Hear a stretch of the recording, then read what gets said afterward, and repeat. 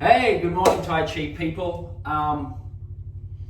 Today I would like to quickly discuss the 5 levels of movement, the 5 progressions of movement protocol leading up to true internal movement. And I'm going to be doing this through looking at the first move of the Taiji form. Okay, the first move is called preparation. And this is essentially where our arms come up and come down. Now, I see a lot of movements in people's forms breaking fundamental rules just straight up in this first movement. They are double weighted. There is no movement of their weight from side to side, right? Now, the reason we are never double weighted where our weight stays in the same place at a high level is simply because this is a martial art, right? So we want to be getting out of the way of strikes. And it's a really simple thing to do. If you take a nice shoulder width stance and you have a partner, just put fingers straight onto the tip of your nose and you shift your weight to one side, the fist has, when you do it just like this, it will just glance you, okay? And a glance is a hell of a lot better than being hit. If you add in rotation of your hips and waist and movement from dantian and turn, the fist actually travels past you. So if we're doing the first move here, okay, you're actually just going to get hit, okay? If the hands are raising and lowering, you actually do not get enough power in your upward strike to deflect someone who is psychotically aggressively attacking you and coming in to grab you in the throat, right? Or 2 punches. You don't get the power.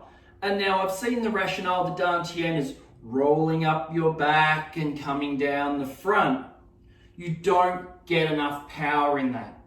I've tried it in class, I've tried it with students, I've tried it with other instructors, and if someone is coming in with sufficient force, it breaks the Taiji rule of force on force, okay?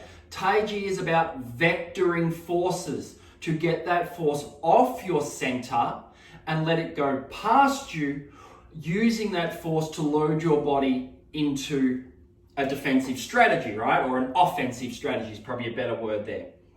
Hey, best defense is offense, right? So there's 5 levels of different movement which slowly build up through our Taiji practice. Now, level 1 and level 2 get mixed, okay? They get mixed in with each other because some of the movements in Taiji simply can't be done at level 1 because you are having to turn the body to move into another posture. So level 1 is simply straight up double weighted movement. Now, if we look at this in the first move, our arms simply come up and push down. The reason we teach students this is because they need to understand that the arms move on these tracks. When we add in body rotation, it doesn't change. The hands still have to move on these tracks.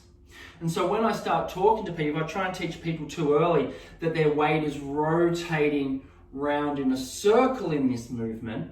They instantly go, and their arms move around in a circle. And you're like, no. Your arms still have to move up and down the front, up in front of your body, but your body has to rotate through a range of motion, getting your center line off the strikes that you're defending against. Okay, so the first level of movement is simply teaching us where the hands go. Okay, so in level 1, there's not even a rock forward and backwards, which I've been doing. If you can look at this video closely, I'm sorry, I find it hard not to. But the hands simply move up and down. We're double weighted. The weight is not shifting at all. If I was to do it on the side and we were just standing, just loose unlocked legs, we would start in our start position, the hands would come up and down. That's all they would do, okay? Now, in level 1 movement, what it's really nice to teach people is the beginning of sum, where yin and yang are moving into each other. They're not static. Yin and yang are never static. If yin and yang were static principles, the universe would simply not exist the way it does. When we get Wuji, the nothingness, and it comes down into Taiji, which is yin and yang together, that yin and yang is still stillness in movement because the yin and yang qualities are balanced. Then they break into like Meiji yin and Meiji yang, and that's what starts to create phenomenon. But because the idea of Taiji is to take us back along the pathway to Wuji, to get into, we initially have to get into that state of Taiji. So if we're doing our form where my hands are changing statically, right? So I'll come up closer. So if my hands are doing this, you see there's no change happening in my hand except for here, then there's no movement. Changes, now there's no movement. That is double weightedness. Double weightedness is when the ripple of weight coming from Dantian is not shifting between yin and yang or full and empty in the body. So if we're doing our first move, dead palm, dead palm, dead palm, changes, dead palm, dead palm, dead palm, dead palm, we're not creating a circuit, we're not creating a polarity between yin and yang. So I like to talk to people about the high school science experiment where you get a battery and you connect a wire from the positive around to a light, one terminal of a light, and then connect another wire from the other terminal light around to the negative. And it's the polarity between negative and positive going around that circuit which creates the light to switch on. At any moment that current is broken, the light switches off. There's no flow. There's no polarity from negative to positive or from yin to yang. So if we want to create movement within our meridians, within our circuits, within our body, we need this polarity to always exist. Now at level 1, we're still not doing this at a complete sense because both hands will be changing through the entire movement from yin to yang, but the hands are actually equal. They're both equally changing to yin and they're both equally changing to yang. So whilst that's better because there's a continuous change of movement through that whole upwards and downwards movement, the palms themselves are changing into the same state at the same time.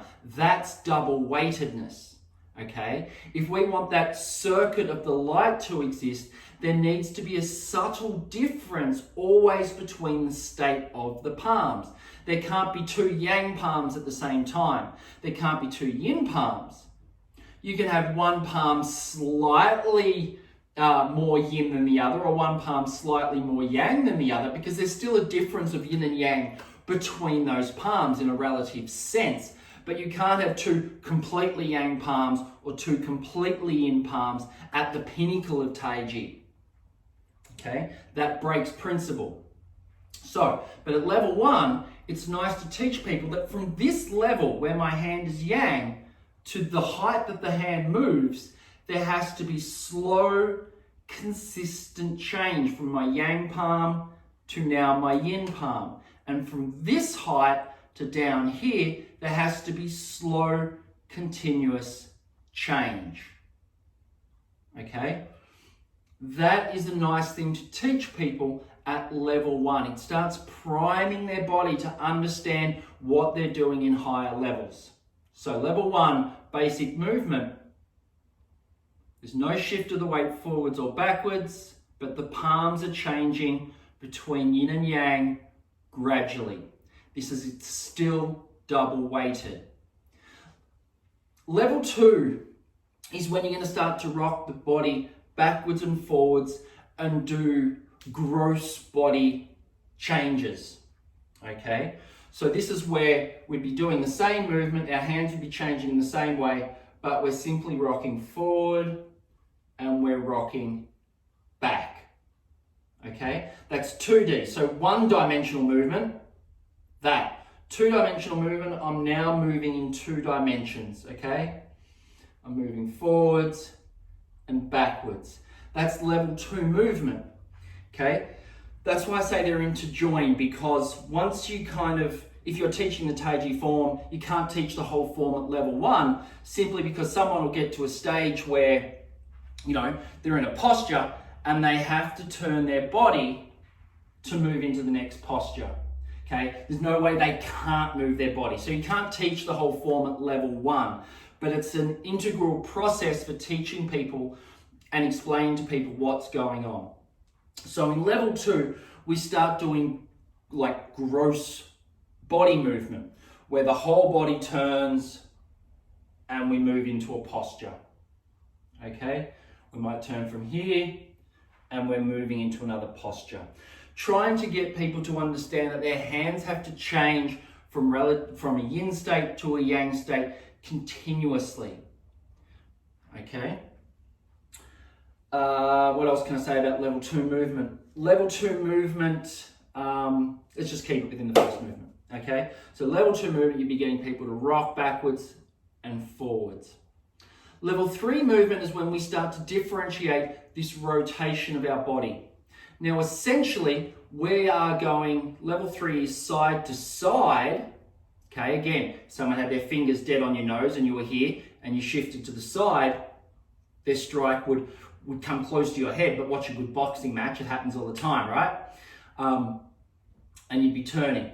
The other thing that's happening is backwards and forwards. So now we've got side to side motion and backwards and forwards. So we're starting to move more in a 3-dimensional sense. So what we actually get is like an oval shape between our weights. So from, we've opened up the form, we are double weighted, okay? We're standing there, we're having a beer in the pub, okay? We're minding our own business, someone launches an attack, okay? We're just standing there minding our own business. From as soon as you move, you're differentiating yin and yang. There are no stops. The whole form should be one. As soon as you move, because of the tensegrity system and the way that Dantian ripples, you should be creating like high and low pressure systems between the full and empty and yin and yang changes in your body, that as soon as you move, it just keeps on moving. There's no stopping the movement unless you physically stop yourself.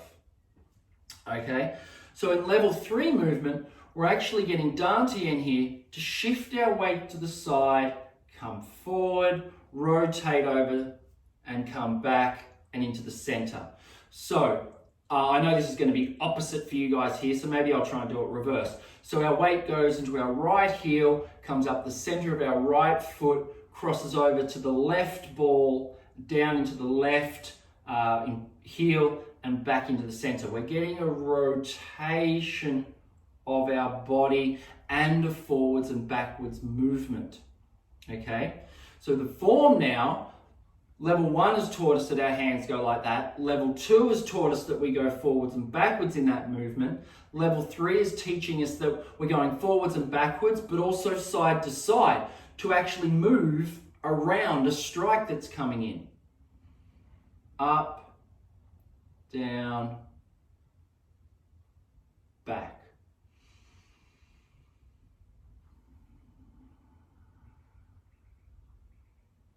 Do that to the side.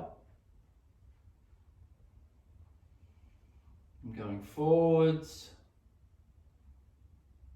and backwards. Now, whilst we would never just stand in a static position if someone was attacking us and try and do a defensive movement, I mean, it could happen, but the movement forwards and backwards is to give us a forward intent on our strike. Okay, so level 3 movement, we're moving to the side, we're striking an arm one hand, we're striking an arm with the second hand, slamming down on their chest, bang, bang, with 2 striking motions. Okay, an alternative could be block the hand, strike the throat, block a hand, strike the throat. Okay, depending on how intensely you need to get out of the situation, right? One other thing you'll notice here is double weightedness has now, should be gone. So when I'm standing here, you'll notice my I have to do it back in the correct way, I'm sorry. So you'll have to correct right and left for yourselves on here. So I'm turning to my right foot. My right hand is relatively more yin. The other hand is following. Now my right hand is going yang. The other one's completely yin. My right hand is going yang. And now my left hand is following, going yang. And then they come back in to what would be a central position. Now you've noticed I've ended up a lot higher. That is simply because in my mind, I'm trying to explain more of a martial context here, okay? Which I'll get into when I talk about level 4 movement, which is Fa Jing, okay? So if we were to do this movement as a large frame kind of Tai Chi movement, up, block, the downwards movement is the palms striking, bang. You'll see there's not much shift of my weight, but there is a definite weight shift. Now there's 2 ways to get out of the way of a strike. I'd like to call one basic and one advanced, but that's not necessarily correct because you could use either one depending on the situation. The first one is if there's a strike coming into your center line, you're standing there, they're going to punch you in the nose, and they're doing a cross from a right cross. You turn to get away from that side of their punch, right? So they're punching from this side and I'm getting out of the way. The problem with that is people don't often throw just one strike, right? They're going to throw 2. So if they throw a strike in from this side and you move to that side, you've now got the strike coming in from this side, bearing straight down on your head. And if they're fast, you may not have time to deal with that. So the other way of dealing with there's a punch coming down off this side that you actually move into that strike. That way, if there's a second punch, you're already away from it. You have a clear line of direction to get into them. Okay, so in prawn boxing, in pung hinge style prawn boxing, okay, if there's a punch coming in from this side, you can get to that side initially, right? It helps beginners feel extremely comfortable because they are actually getting out of the way of a strike. It's going to cause them less to get hit. As they become more advanced, it's actually better to teach them to come in close to it. Because if there is a second strike coming, as I said, you've got a clear angle to get in on them. Okay? Also, if you're fast enough, the strike's coming on this side, you could be going to the closed side of them, break an arm, head, doing whatever you need to them to stop them wanting to hurt you or your friends and family, right? So what we're doing in this first movement is we're expecting one strike to come from this side and one strike to come from this side. It could be just someone simply trying to grab you with 2 arms, or again, it could be 2 quick strikes. So because the first strike is coming here, I'm actually moving into it, okay? But because I'm bumping it and deflecting it, vectoring that force off me with pung, okay, I'm actually reasonably safe. That first strike is coming in as I have defended against that second strike and I'm re-striking them, okay? There really the movement has finished. I've hit them, okay? If that was the case, I wouldn't bother moving back here, right? I would go strike, strike, all right, I've hit him, I'm gonna grab him by the neck, BAM! Elbow and strike him again, like don't give a sucker an even break, right? So this takes us into level 4. Now, this first movement of our Taiji form, this level 3 has taught us all the components about our opening and closing of our hips, the movement, the shifting of our weight around through our body.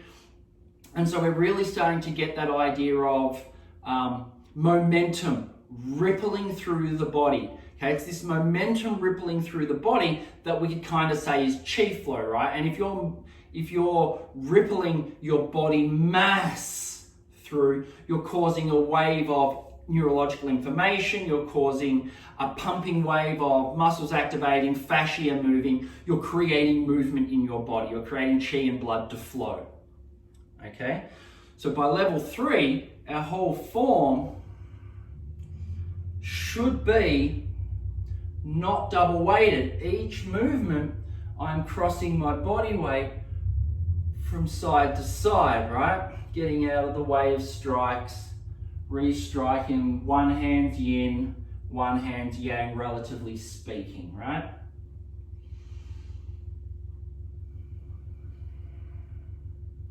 Okay, so level 4 is when we learn Fa Jing. Okay, we've got all the right components happening. Now we need to learn how to create that change of movement explosively.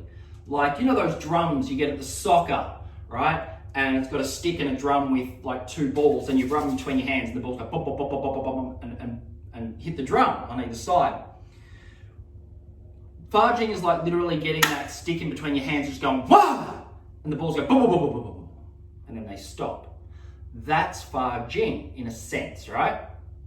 It's getting our spine to shake violently, causing the hips to open and close, causing a release of body momentum and causing things to happen. But it all has to be done within this tensegrity field of yin and yang being complementary relative opposites. Okay, so if I was to do this first movement as Fa Jing, I find it particularly difficult to do from a parallel stance because it's actually a little bit impractical. And as I said, the only reason we're doing it like this in the form, okay, is the forward intent's there in the movement. It's there to teach us about where it is. So if this was to really happen, you know, you'd move in on someone. Okay, sorry, I head out of screen. I don't have much room. It's here in Australia, it's been pissing down with rain for like, you know, we had fires and now we're in flood. And the ground you stand on and you almost sink up to your knees. It's so wet. So we're here. If I was to do this movement in Fa Jing, that's about, and see, I had to move forward. There's no way I can, well, maybe I can. Let me have a shot. Yeah, I still shuffle forward because the force of my waist actually moves me forward. Okay, but I'm still getting the shift of weight between either leg. I need to vector the force off me. If I just go forward and backwards, and I don't, you know, I see people do their moves like this and they're saying, you know, I'm loading up my back and now I'm coming forward. If I do that, like I can kind of do it, but I'm not vectoring that force off me. Break Taiji rules because it will be force on force. You need to vector around incoming forces, okay? So the force is never directly meeting you smack bang, right? So in the small Sansao, which is a martial form from the Yang Panhao or Yang Banhao, I think it's also pronounced, we've ended up in a posture where we're in a bow stance and our foot's forward. To do this movement, we're actually shifting our weight behind ourselves. The force is coming in. So you may have seen Tai Chi drills where, you know, someone pushes and you just yield and the force goes off you. You're kind of doing that like a post in the ground. If I was a post in the ground, you would push on this arm, I would rotate, right? But I wouldn't just rotate in this, well, I would if I was a post in the ground, but because I'm a human, I would shift my weight. I would expect you to keep going that way, okay? So I would shift my weight back, and then of course, this is a pretty horrible stance to remain in. You wouldn't bother doing it. As the strike is coming forward, you would move forward back into a kind of a bow stance, right? Much easier to learn about this movement in martial context, the way it's practiced in this small Sansao form. So you've done a movement, you're actually, let's say you're here. Now let's say we've gone from like a slant flying move, okay? This move in Fa Jing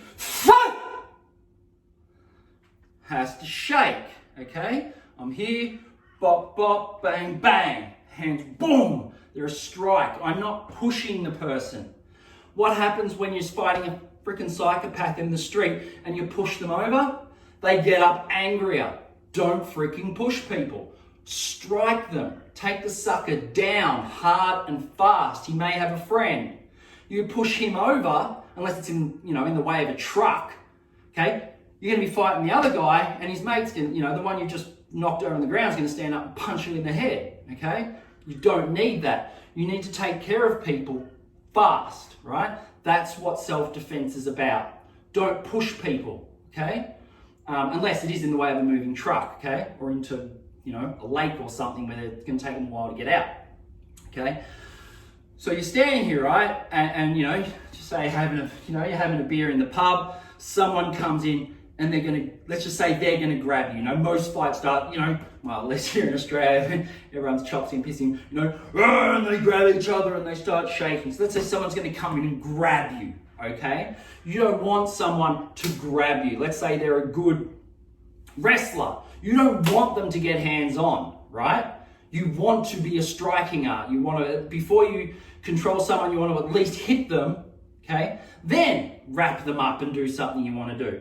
So if someone's going to come in and grab you, you want to vector your force off, okay? Their force is now going past you, okay? You've like assisted, yeah, please, go that way. And then I'm going to change the direction by pushing you that way where you don't have a leg, okay? Or striking you, sorry, I said push, right? So here, 2 strikes, okay? Again, these strikes could both be strikes into the throat. Okay? 1, 2, 3. Bang.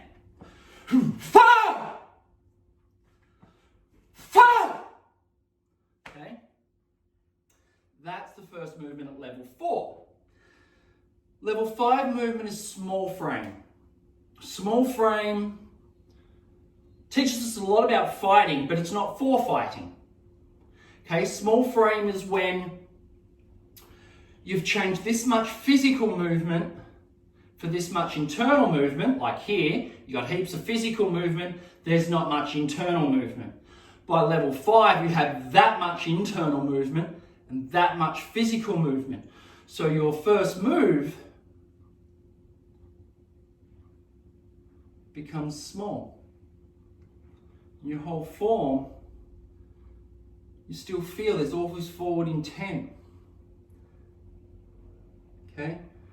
Everything's still happening. The yin and yang changes in your palms are still happening. But everything's become smaller because your internal mechanism, it's kind of like NLP, right? There's a really good NLP drill where you get a lemon, okay, and you imagine in your mind's eye, in your internal mind, this is the juiciest, most succulent, sour lemon you've ever had in your entire life, right? And you sit there and you hold it. Try this with me. If you're sitting there, right? You get it and you imagine you cut the lemon in half and you bring it up to your mouth and you suck on it. And you suck in all the juice and you squeeze it. And if you do this with the correct imagination, with the correct internal intent, your body will respond. Your mouth will water, okay? That's internalization of a principle. When your body responds to what you're thinking about. So as I progressed, and I still do this sometimes, if I'm having a fight scene in my dream, as martial artists come on, tell us we don't have fight dreams, I'll actually twitch. If I think you're hitting something, it can wake me up. I'll be sitting there dreaming and I'll go, right? That's an internal movement. My body has responded to what my mind has told it it's doing. So when we're doing our small frame, we no longer need to do big movements because everything that is correct for that defensive situation, the way that our mind and body should respond, is completely encapsulated in a small movement. I've got the forward intent, I've got the weight shift, I've got the correct opening and closing movements, my body is shifting weight, there is correct weighting between my bodies, my scapula, my elbows, my knees, my ankles, my hips, everything is working the way it should. And so I don't need to do it big anymore because my mind is doing the work. That's the internal level. So that's level 5, when our form actually begins shrinking. So, you know, we see great masters all the time. You know, I'm a 7th generation master.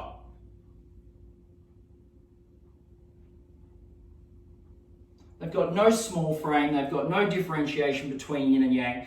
There's no change of weight unless it's extremely large. A lot of masters, and I know this sucks saying it, right? Because, you know, everyone, oh, how dare you, you're some fucking stinking Aussie. But yeah, that's my truth. So really watch these people, okay? They're doing it all double weighted. I even forget how the move goes in the classical form. I don't do my form. Okay. Then they turn.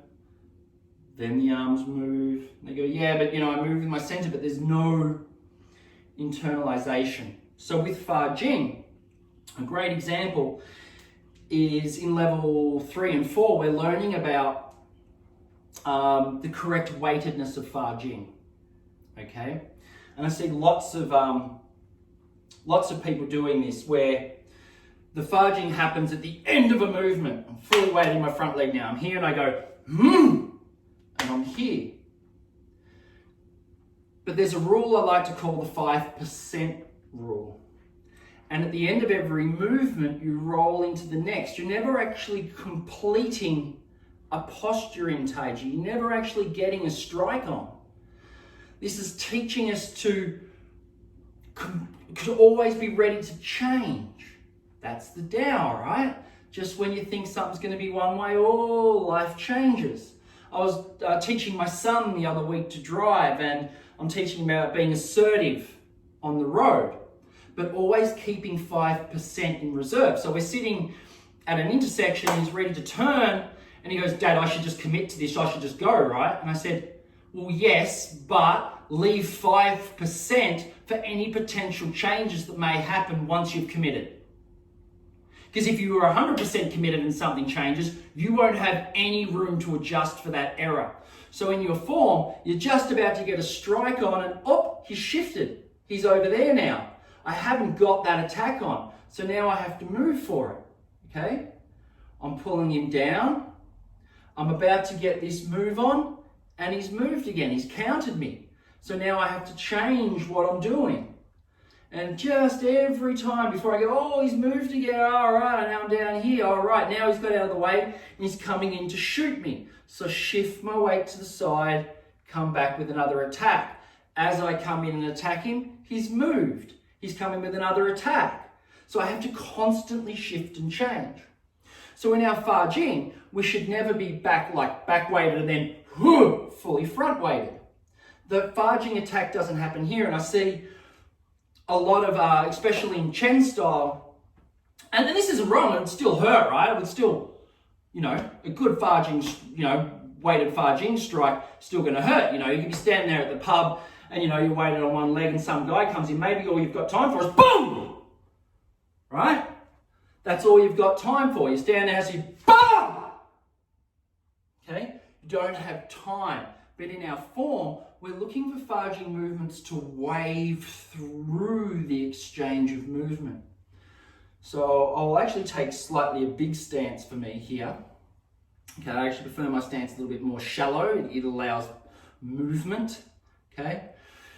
As my weight shifts from my back foot to my front foot, the Fa Jing doesn't happen there. As my weight shifts through,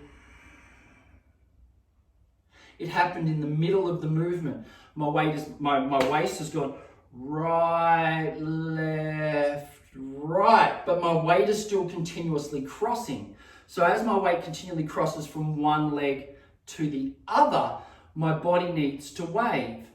I'm turning back left, but I'm still sending weight from my back foot into my front foot. Okay, I wonder if I can do it with my arm better.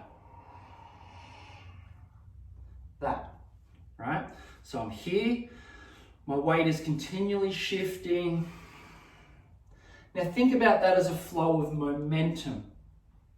Okay, because that's what we're doing in Taiji. We're rippling momentum through our body. As I'm striking, if I was to do this like a slant fly movement, which way is going to be better? This way is okay. As I'm striking, see how the Fa Jing strike happens in the middle. But my weight is still going through. So when I'm punching someone, I've come into contact with them, I'm pulling back, but my body weight is still transitioning through them. I'm going to fail on how to explain that any better, okay? But as my fist is traveling and I've hit them, my hand is, even though my hand is pulling back, my body weight is still going forward. So it's still carrying my striking power into their head. Okay? It's not like I'm going where the hand went backwards. Okay? Like that. The hand is going backwards, but because my weight is going forwards, it's still applying pressure. It's still applying power and force into the object. We don't want that to stop. Okay? So like a punch,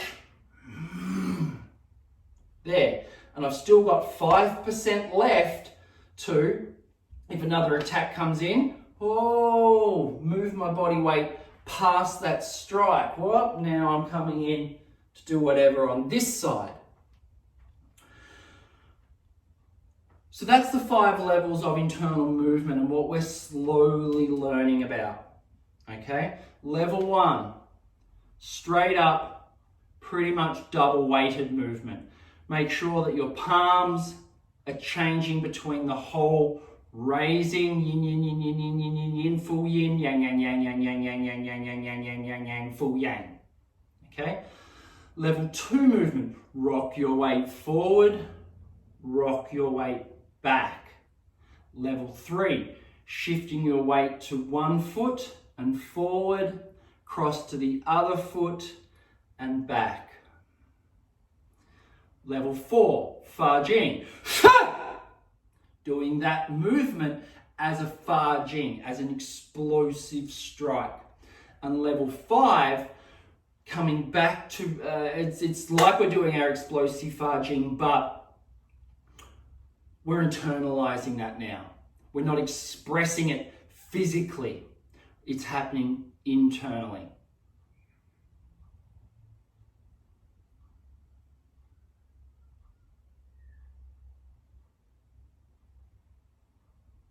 First movement, small frame.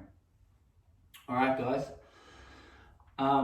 That's the 5 differentiated levels of Taiji. Once you get to level 5, you get different types of movement coming out of your body. Remember, Taiji teaches you how to do Taiji. Taiji becomes your teacher when you're practicing it in this way and when you're moving through the levels. A good teacher's job is to show you the path to how to find this movement. Once you've found the movement and you start looking for it, the body, because it's set up in a tensegrity field of polarities, it's like almost like you've got the globe, the planet, right? Planet Earth. You've got high and low pressure systems and they create movement of weather patterns around the globe. It's the same thing, okay? Weather doesn't stop static. It can't, because you've got a high pressure here and a low pressure, and so the high pressure feeds into the low pressure, which then makes it relatively a high pressure compared to this low pressure system, so there's movement, continuous movement. The same thing should be happening in our body with our Taiji, and that's how you slowly progress. And once you find those differences of pressures in your body, you can begin to leave classical forms and discover how to set up different pressure systems, or when they exist in certain postures, and how many applications and how many different movements can come out of this.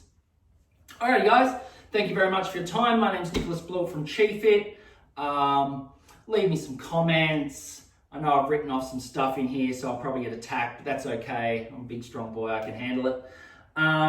But if you've gleaned something from this and you'd like to know more, follow me on Facebook, follow my Instagram channel, ask questions, and yeah, I hope you're in good health. Thank you.